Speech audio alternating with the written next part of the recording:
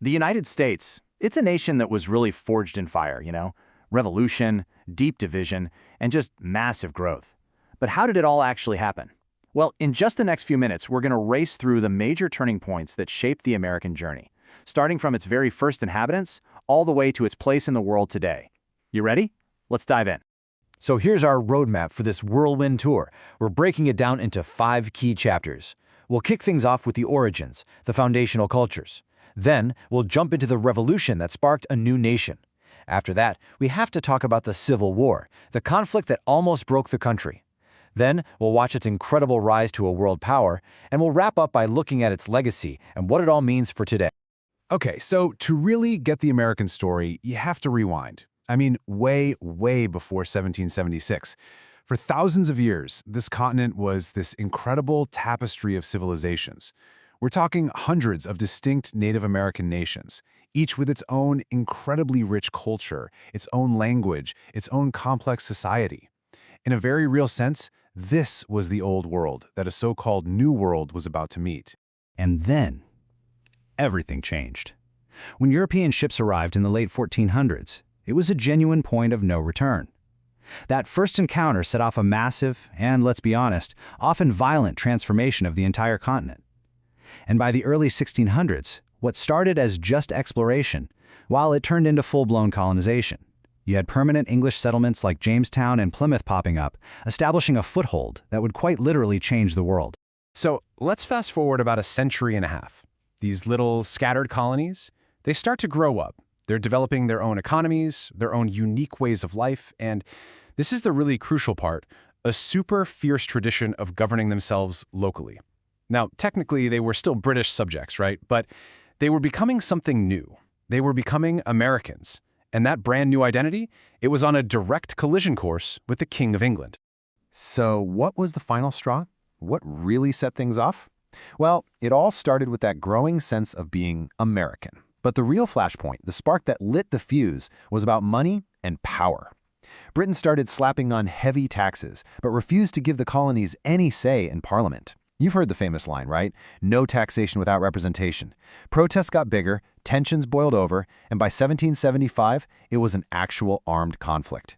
And just a year later, in 1776, the colonies did something absolutely radical. They declared total independence.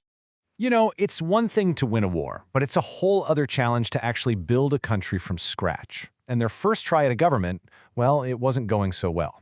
So in 1787, the founders got together and drafted the Constitution.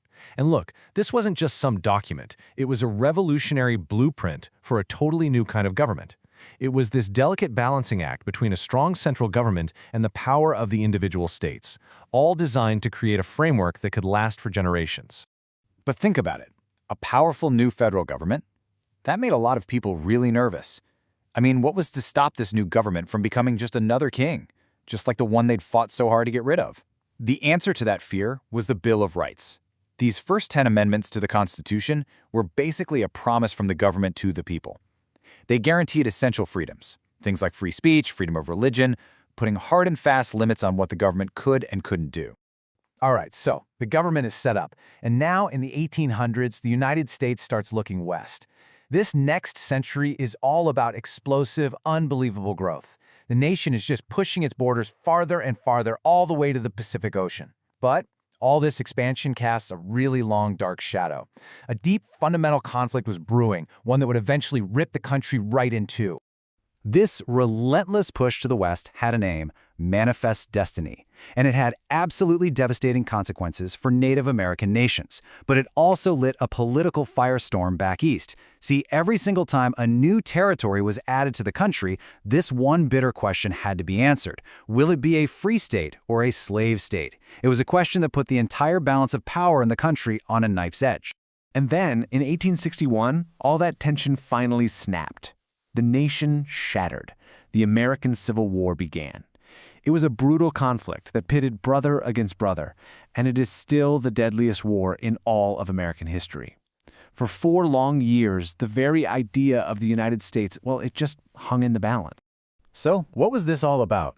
It was a clash between two futures that just could not coexist. The Union in the North was fighting to keep the United States together as one country. The Confederacy in the South broke away for one primary reason: to create their own nation where the institution of slavery would be protected forever. The Union victory came at a staggering cost, but it did two monumental things. It saved the nation, and it ended slavery, completely redefining what freedom could mean in America. Okay, so out of the ashes of the Civil War, a totally new America starts to emerge.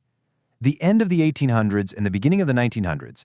Wow, what a period of astonishing change. You have this explosion of industrial power, right? It's fueled by incredible new inventions and the hard work of millions of immigrants. And all this energy did just rebuild the country. It launched it onto the world stage. And just think about how all these pieces fit together. You've got factories churning out massive amounts of steel and brand new technologies. You've got millions of immigrants pouring in, providing the muscle for those factories and making the culture so much richer. Well, that economic power quickly turned into military power. The U.S. played a huge role in World War I, and its entry into World War II was an absolute game changer, really cementing its status as a global superpower. So, World War II ends, but the world is anything but peaceful. Instead, it plunges straight into the Cold War. This was a tense, decades-long global staring contest between the world's two remaining superpowers. On one side, you had the United States, championing democracy and capitalism. On the other, the Soviet Union, pushing communism and a state-controlled economy. Now, this wasn't a traditional war with battlefields. No, this was fought with spies, with proxy wars in other countries, a terrifying nuclear arms race, and even a race to space. Whew. Okay, so after that sprint through history, let's take a breath and ask the big question. What does it all mean for us, right now? How do all these centuries of conflict, of growth, of massive change, how do they define the United States today? You know, if you really boil it all down, there are maybe three big themes that just keep popping up again and again through this whole story, and they often clash with each other. First, there's this constant history of struggle for land, for rights, for the very soul of the country. Second, there's this incredible diversity of people, which has been a huge source of strength, but also, let's face it, a source of tension. And finally, there's this deep, enduring belief in democratic values, ideals that, sure, America has never perfectly achieved, but it can't seem to stop arguing about and striving for. It's this complex, messy mix of struggle, diversity, and democratic ideals that has forged the nation we see today. But of course, the story isn't over, not by a long shot. So that leaves us with one final thought, a question for you. Now that you've seen the journey so far, what do you think the next chapter will be?